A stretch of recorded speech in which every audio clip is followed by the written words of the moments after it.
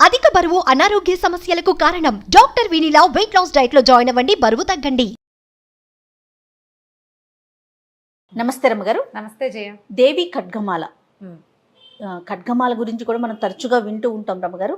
నిత్యం పఠనం చేస్తే మంచిదని చెప్తూ ఉంటారు కదా, అసలు ఎలా చదువుకోవాలి, దీని యొక్క విశిష్టత ఏంటండి? ఖడ్గమాల చాలా ప్రత్యేకమైంది, చాలా పవర్ఫుల్, చాలా విశేషమైంది. ఒకసారి చేస్తేనే అత్యద్భుతమైన ఫలితాన్ని ఇస్తుందని చెప్తారు. దాంతోపాటుగా ఇది కామ్యంగా చేసుకోవచ్చు, ఏదైనా ఒక ప్రత్యేక కోరికని పెట్టుకుని చేసుకోవచ్చు అని. అయితే ఖడ్గమాల అంటే మామూలుగా చూడు, ఖడ్గం అంటే ఏమిటి? కత్తి. చాకు కాదు, కత్తి.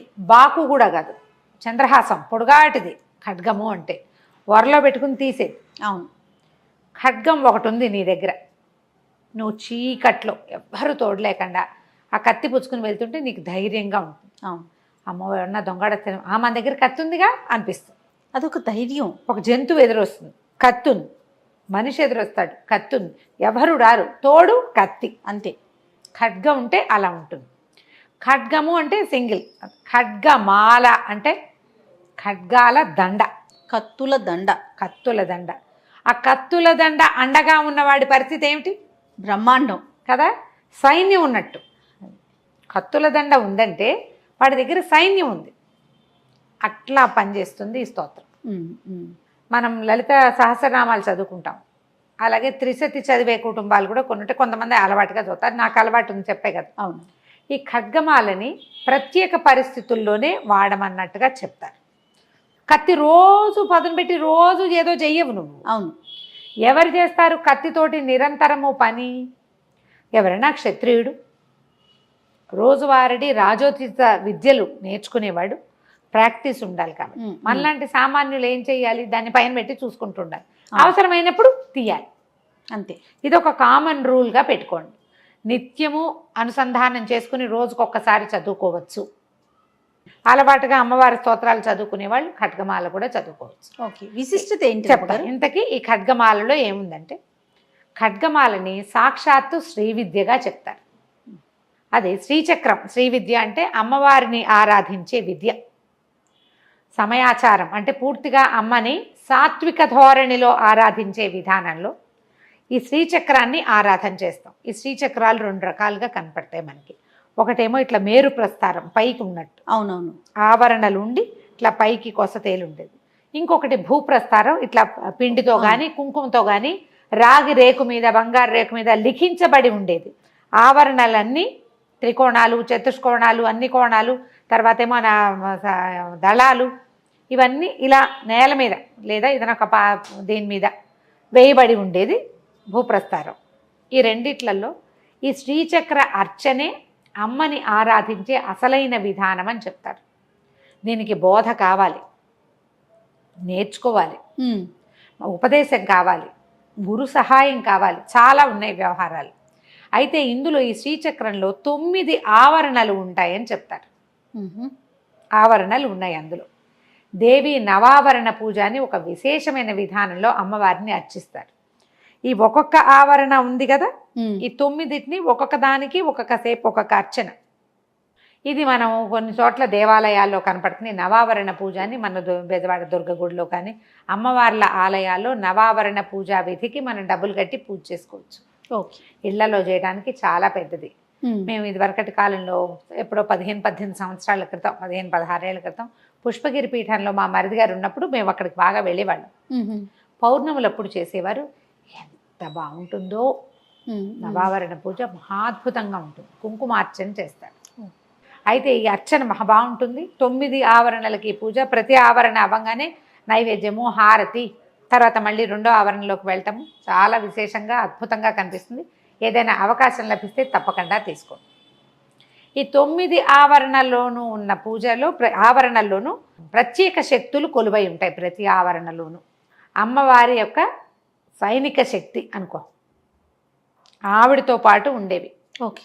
ఈ శక్తులన్నీ ఇట్లా చుట్టూతా ఉంటాయి. ఇవి మనకి ఖడ్గమాల ఏంటంటే ఆ శక్తులన్నిటినీ మనం ఒకే చోట వారి పేరు తలిచి పిలుచుకునేందుకు అవకాశం ఉంది. నవావరణ చేస్తే ఎలాంటి ఫలితం లభిస్తుందో ఖడ్గమాల చదివితే అంతటి అలాంటి ఫలితం లభిస్తుంది అద్భుతం. కదా. అయితే ఇప్పుడు దాంట్లో మన మామూలుగా మనం ఒక స్తోత్రం ఏదైనా చదువుకున్నాం అనుకో, విష్ణు సహస్రనామం చదువుతామా, అందులో ఫలశ్రుతి ఉంటుంది, ఉత్తరపీఠిక. ఈ స్తోత్రం చదివిన వాళ్ళకి పిల్లలకి రోగాలతో ముచ్చితే రోగాత్ బద్ధో ముచేత బంధనాత్ అని చెప్తారు. ప్రతివాడికంటే రోగంతో ఉన్నవాడికి రోగం పోతుంది, బంధనాల నుంచి విడిపడతాడు, డబ్బులు కావాల్సిన వాడికి డబ్బులు, సంతానార్థికి సంతానము, ఆరోగ్యం కావాల్సిన వాడికి రోగికి ఆరోగ్యము అన్నీ లభిస్తాయని ఫలశ్రుతి మనకి కనపడుతుంది. అది చదువుతూ ఉంటాం, మనం అందరం చదువుతాం కదా. అవునండి. మనం లలిత సహస్రంలో పెద్దగా ఫలశ్రుతులు ఎవరు చదవరు, మొత్తం అమ్మవారి నామాలే చదువుతారు. అవే 180 పైన ఉన్నాయి శ్లోకాలు. ఈ మన ఖడ్గమాలలో ఒక ప్రత్యేకమైన ఫలశ్రుతి కనిపిస్తుంది. దీన్ని గనక, ఈ ఖడ్గమాలని గనక చదివిన వాళ్ళకి అష్టాదశ మహాద్వీప సామ్రాజ్యానికి భోక్త అవుతాడు వాడు. 18 ద్వీపాలతో కలిసి ఉన్నటువంటి మహాసామ్రాజ్య భోక్తగా అవుతాడు. అక్కడి నుంచి వీడికి ఎన్ని రకాల సమస్యలు తీరిపోతాయో, అంటే ఏ సమస్యల్లో ఉన్నవాళ్ళు ఇది చదవాలో ఫలశ్రుతిలో వివరంగా చెప్పబడింది. ఎన్ని రకాల విశేషాలు చెప్తారు. ఫలశ్రుతే అట్లా స్టార్ట్ అవుతుంది. ఏషా విద్య మహాసిద్ధిదాయిని స్మృతి మాత్రత. స్మృతి ఒకసారి తలుచుకుంటేనే మనకు వచ్చేస్తుంది. అగ్నివాతము, మహాక్షోభము, అన్ని రకాల సమస్యల్లో లుంఠనము, అంటే మనం ఎవరైనా మనని విద్య చేశారు, మనం మొత్తం నష్టపోయాం, తస్కర భయం, దొంగల భయం, వాటన్నిటి అపస్మారము, జ్వరము, వ్యాధి, వీటన్నిట్లలో అక్కడి నుంచి మిత్రభేదము, గ్రహభయము, స్నేహితులతో ఇబ్బందులు వచ్చినప్పుడు, వ్యాపారాల్లో స్నేహితులు డబ్బులు కొట్టేస్తారు, అవునవును, అలాంటప్పుడు గ్రహ భయము, మనకి గ్రహ స్థితులు బాగుండలేదు. వ్యసనేషు ఆభిచారికేషు అంటారు. వ్యసనాలు, ఏదైనా వ్యసనాల వల్ల ఇంట్లో వాళ్ళ వల్ల ఇబ్బంది వస్తాయి, బ్యాడ్ హ్యాబిట్స్, అవి వదలటం లేదు. వ్యసనాల వల్ల వచ్చినటువంటి రకరకాల సమస్యలు అవన్నీ తీరిపోతాయి. అభిచారకం, ఎవరైనా మన మీద బ్లాక్ మ్యాజిక్ చేశారనుకుంటాం. ఇవాళ రేపు చాలా మంది అడుగుతుంటారు, మాకు వాళ్ళు ఎవరో చిల్లంగి పెట్టారండి, అదేదో పెట్టారండి, ఇదేదో ఈ రోజుల్లో ఎక్కడుంటాయమ్మా అంటాను నేను. కానీ వాళ్ళందరికీ ఇది చదువుకోండి అని చెప్పేస్తా. ఎలాంటి దోషంలో అయినా సరే మాలా మంత్రాన్ని స్మరించమంటారు. అమ్మవారి పరివార శక్తులు ఆమె యొక్క ఆ 9 ఆవరణల్లోనూ 9 ఆవరణలు దాటి మనం లోపలికి వెళ్తే శ్రీచక్ర బిందు మధ్యగతగా ఉంటుంది, అమ్మవారి మధ్యలో ఉంటుంది.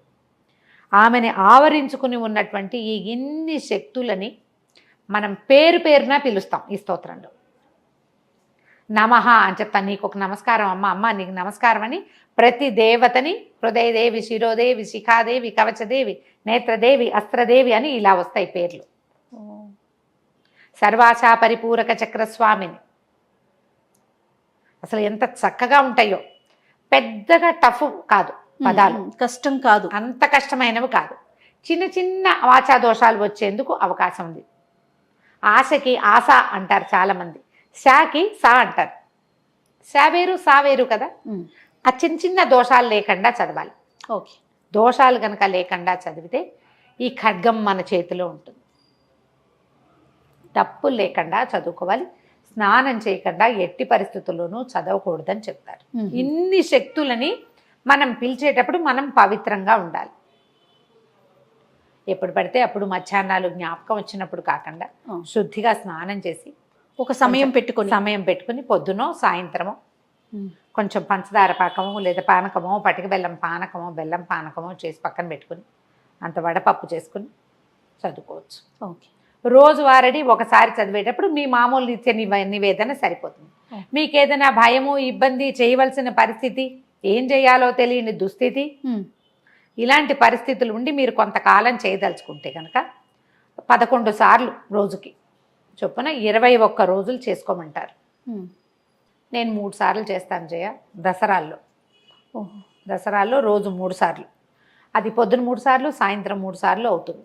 2 పూట్ల అర్చన చేస్తాం కదా, కాబట్టి పొద్దున సాయంత్రము చేస్తాను.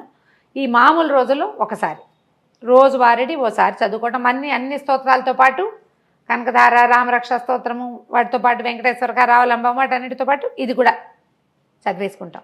మనకు అలవాటు అయిపోతే ఎక్కువ సమయం ఏమీ పట్టదు. అన్ని నామాలే కదా, శ్లోకాలుగా ఉండవు.